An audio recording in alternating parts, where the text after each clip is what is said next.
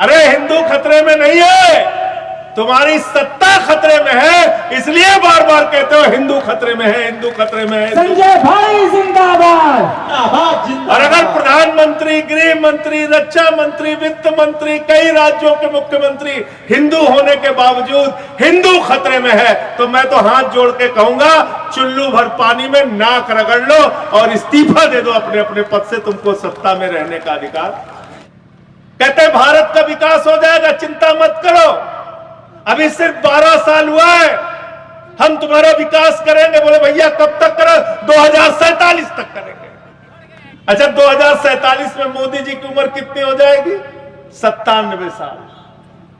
97 साल। अब 97 साल की उम्र में अगर विनय पटेल जाएंगे और कहेंगे कि मोदी जी हमारा देश तो विकसित नहीं हुआ, कहेंगे तुम्हें शर्म नहीं आ रही? 97 साल के बुढ़वा आदमी को परेशान करने चले। प्रधानमंत्री जी कहते हैं एक पेड़ मां के नाम, एक पेड़ मां के नाम। लोगों के आंख में आंसू आ गया, सब लोग चले गए मां के नाम पे पेड़ लगाने, लेकिन फिर मोदी जी ने कहा नहीं नहीं, एक पेड़ मां के नाम, लेकिन 10 लाख पेड़ अदानी के नाम। नरेंद्र मोदी होश में आओ, होश में आओ, होश में आओ। मैंने तो देश की संसद में पूछा था भाजपाइयों से, मैंने कहा था अपने पुरखों का 4 पुरखों का नाम बताओ जो वंदे मातरम लगा के जेल में गए हो, 4 का नाम बताओ। आज तक नहीं बता पाए, आज तक नहीं बता पाए।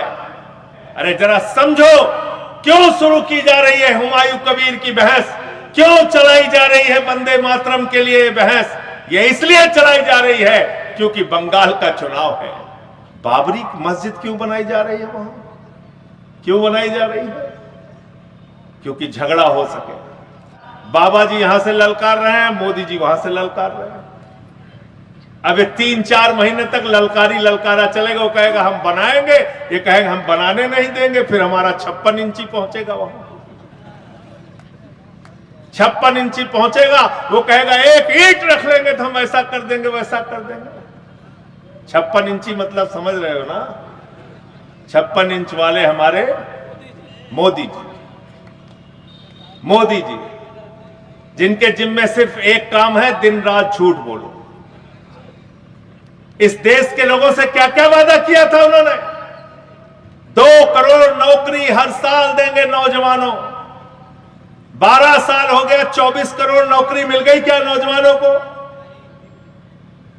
बोले चिंता मत करो, इतना काला धन लाएंगे, इतना काला धन लाएंगे, ट्रैक्टर पे लाद के लाएंगे, हवाई जहाज से लाएंगे, बैलगाड़ी से लेके चले आएंगे, इतना काला धन लाएंगे कि हर आदमी के खाते में 15-15, 20-20 लाख रुपए जमा हो जाएगा। आ गया आपके खाते में 15 लाख? आया?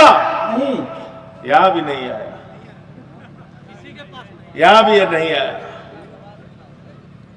क्या कहा था? 15 अगस्त 2022 तक सबको पक्का मकान दे देंगे। अरे किसानों चिंता मत करना, तुम्हारी तो आमदनी दुगना कर देंगे। किसी बात पर आज तक खड़े नहीं उतरे, मुद्दों की बात नहीं करते। ना योगी जी हैं, ना मोदी जी हैं, मुद्दे की बात नहीं करते। कहते भारत का विकास हो जाएगा, चिंता मत करो, अभी सिर्फ 12 साल हुआ है, हम तुम्हारा विकास करेंगे। बोले भैया कब तक करो? 2047 तक करेंगे। हमने कहा इसको 3047 कर दो। अच्छा 2047 में मोदी जी की उम्र कितनी हो जाएगी? 97 साल। 97 साल। अब 97 साल की उम्र में अगर विनय पटेल जाएंगे और कहेंगे कि मोदी जी हमारा देश तो विकसित नहीं हुआ, कहेंगे तुम्हें शर्म नहीं आ रही? 97 साल के बुढ़वा आदमी को परेशान करने चले। तो विकसित भारत बनेगा 2047 में। कह रहे भारत दुनिया की 4थी बड़ी अर्थव्यवस्था बन गया। ध्यान से सुनना पढ़े लिखे लोगों हो, नौजवान लोगों से विशेष तौर पे कहना चाहता हूं, व्हाट्सएप पे झूठी जानकारियां पढ़ते हो, कभी कभी अपने भविष्य के बारे में पढ़ा करो, कभी कभी इस देश के बारे में जाना करो। कहते हैं भारत दुनिया की 4थी बड़ी अर्थव्यवस्था है। देखो क्या है 4थी बड़ी अर्थव्यवस्था, आपको बता रहा हूं। भारत प्रति व्यक्ति आय के मामले में आज कहां पे खड़ा है, इसको जरा ध्यान से देखना। भारत प्रति व्यक्ति आय के मामले में कहां खड़ा है, मैं आपको सुनाना चाहता हूं, बताना चाहता हूं हम कहां पहुंच गए हैं प्रति व्यक्ति आय के मामले में।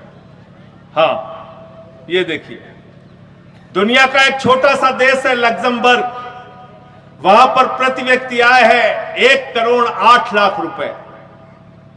दुनिया का दूसरा देश है आयरलैंड, वहां पर प्रति व्यक्ति आय है 83 लाख रुपए। अमेरिका प्रति व्यक्ति आय 66 लाख रुपए। जर्मनी प्रति व्यक्ति आय 45 लाख रुपए। जापान प्रति व्यक्ति आय 29 लाख रुपए। चीन प्रति व्यक्ति आय 11 लाख रुपए। रूस प्रति व्यक्ति आय 12 लाख रुपए। ब्राजील प्रति व्यक्ति आय 8 लाख रुपए। भारत प्रति व्यक्ति आय 2.1 लाख रुपए सालाना। और बांग्लादेश प्रति व्यक्ति आय 2,03,000 रुपए सालाना। तो प्रति व्यक्ति आय के मामले में भारत दुनिया का 142वें नंबर का देश है, 142वें नंबर का देश। आपके हिस्से में क्या फायदा आया, आपको क्या मिला? आपने दुनिया की चौथी बड़ी अर्थव्यवस्था का दावा कर दिया, लेकिन आम आदमी के हिस्से में तो कुछ नहीं आ रहा है। तो जा किसके हिस्से में रहा है? ये सब कुछ जा रहा है नरेंद्र मोदी जी के दोस्त अडानी के पास। कोयला किसका? जोर से बोलिए, आपके मुंह से आवाज नहीं।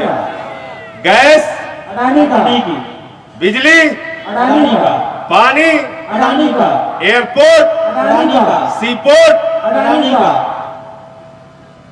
पूरा हिंदुस्तान अडानी का, पूरा हिंदुस्तान अडानी का।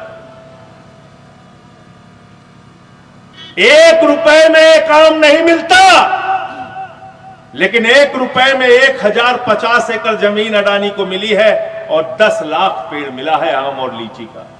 कहां पर? बिहार में।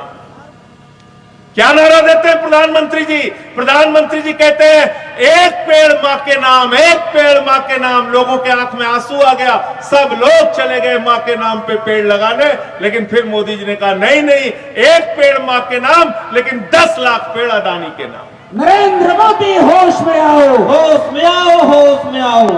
ये कर रही है भारतीय जनता पार्टी, ये कर रही है भारतीय जनता पार्टी। और पूरे देश का माहौल खराब किया जा रहा है। कहते हैं हिंदू खतरे में है, हिंदू खतरे में है। देश का प्रधानमंत्री कौन है भैया? जोर से बोलिए। हिंदू। गृह मंत्री कौन? हिंदू। रक्षा मंत्री कौन? हिंदू। कई राज्यों के मुख्यमंत्री कौन? हिंदू। ज्यादातर आईएएस कौन? हिंदू। ज्यादातर पीसीएस कौन? हिंदू। ज्यादातर डीएम कौन? हिंदू। ज्यादातर एसपी कौन? हिंदू। ज्यादातर विधायक कौन? एमएलसी कौन? हिंदू। फिर भी हिंदू खतरे में है, फिर भी हिंदू खतरे में है। हिंदुस्तान की आबादी कितनी? 140 करोड़। उसमें हिंदुओं की आबादी कितनी? 100 करोड़। मुसलमानों की आबादी कितनी? 25 से 30 करोड़। फिर भी हिंदू खतरे में है, फिर भी हिंदू खतरे में है।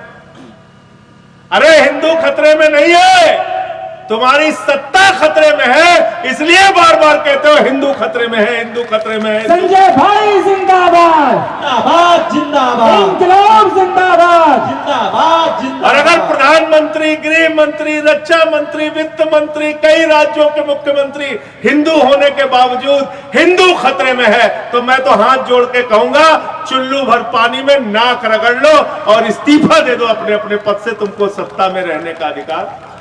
इंकलाब जिंदाबाद, जिंदाबाद, जिंदाबाद। दूसरा किससे डराते रहते हैं? पाकिस्तान से। कहते हैं पाकिस्तान से डरो, पाकिस्तान से डराते रहते हैं। इसको हटा लो भाई आगे से, ये हटा लीजिए। पाकिस्तान से डराते रहते हैं। पाकिस्तान की आबादी कितनी है? 24 करोड़। हिंदुस्तान की आबादी कितनी है? 144 करोड़। उत्तर प्रदेश की आबादी कितनी है हो? 25 करोड़। तो पाकिस्तान से ज्यादा आबादी अकेले उत्तर प्रदेश की है। अब पाकिस्तान का बजट कितना है? 6,15,000 करोड़। हिंदुस्तान का बजट कितना है? 49 लाख करोड़ रुपए। और उत्तर प्रदेश का बजट कितना है? 9 लाख करोड़ रुपए। तो मैं मोदी जी से कहना चाहता हूं, मोदी जी अपने घर पर बैठो, अकेले यूपी वालों को छोड़ दोगे, हम लोग पाकिस्तान से निपट लेंगे। हमको पाकिस्तान से डराने का काम। इंकलाब जिंदाबाद। नारा लगाते हैं लोग, जिस हिंदू का खून न खौला खून नहीं वो पानी है। मैं कहना चाहता हूं, मेरा खून बहुत खौलता है जब मैं देखता हूं कि हमारे नौजवान के लिए तो रोजगार नहीं है, हमारे बच्चों को तो नमक रोटी खाने के लिए मिल रही है, मिड डे मील में सूखा भात खाने को मिल रहा है। हमारा जवान जो 45 डिग्री माइनस टेम्परेचर में सियाचिन में भारत की रक्षा करता है, उसके लिए तो तुम्हारे पास तनख्वाह नहीं है, उसको तो तुमने अग्निवीर बना दिया। हम जब ये देखते हैं कि हमारी सड़कें टूटी हुई हैं, हमारे स्कूल टूटे हुए हैं, हमारे अस्पतालों में मोमबत्ती में ऑपरेशन होता है, एम्बुलेंस नहीं मिलता गरीब आदमी को, तब हमारा खून बहुत ज्यादा खौलता है। जब मैं देखता हूं 16 लाख करोड़ रुपए तुमने चंद पूंजीपतियों का माफ कर दिया, लेकिन तुम्हारा खून तब नहीं खौलता जब गरीब का हक मारा जाता है। तुम सिर्फ और सिर्फ फसाद के लिए ऐसे नारे देते हो। नरेंद्र मोदी होश में आओ, में आओ होश।